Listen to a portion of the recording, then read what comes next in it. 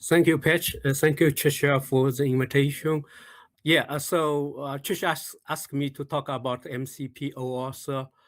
So typically MCP, like when it coming first, it leverages OAuth, right? So you have the MCP server acting as both resource server and also the authorization server. Um, that has changed. Maybe just a brief history. The next iteration is really the MCP to have the server as the resource server itself, and then the authorization server is a separate. So not every MCP server needed to implement it, but that was still not enough. There was a some specification that I will talk next, but if you really look at the traditional OAuth, it's really is trying to authorize the web application, which is a client application, to have access to the resource, which is user's resource or the end user's resource in the resource server, right? Or example like Google Drive, right? So that's the resource server. So you need to have a identity provider to acting as the authorization server. That's what typically it does. There is some issues if we're talking about the security. So the first one, it's well, let's keep it here. Uh, the bear token. It's a bear token. So everyone bears this token, which is the access token, have access to your resource. So if it is stolen, then it's too bad, right?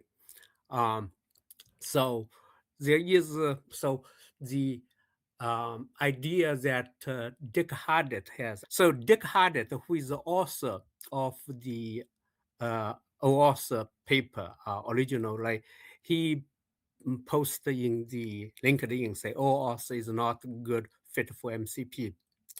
And he's right on this, right? So he proposed a few specifications. One is SEP-1036.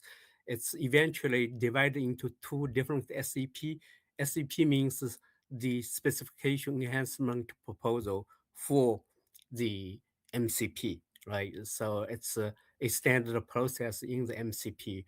You have a pull request, then you get a number. Um, so eventually that become SEP-1299 and SEP-991. But the idea is really trying to move the authorization flow or the typical PKC is the proof of key code exchange flow, right? From the client side, the client application side to the MCP server side. So that is still in proposal stage. What was adopted is SEP-991. That is more for the client discovery. Client has a metadata, right?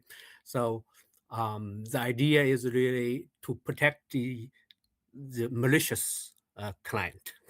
So the old OAuth is really to also protect the server or resource server and authorization server from malicious client. It's never like written to protect the MCP server or validate the MCP server itself. There's some validation in the client code to do some minimum validation. But as agent, if you really look at, you have a dynamic tool discovery, and then there is a tool misuse, right? So MCP tool misuse in the um, AIVSS project, it's a top one. We identify tool misuse during discovery phase. You may have tool schema poisoning, right?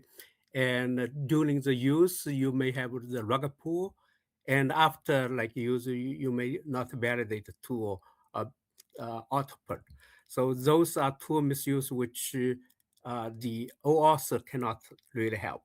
So the way even the SEP 911 1299 proposed by Dick is really good in terms of protect the like validate the client, right, or protect the token because you have the access token saved in the server side instead of on the client side. So this is a good one, but it's not good enough. So I will bring the how to fix it. It's the agent naming service and the Nada or this. So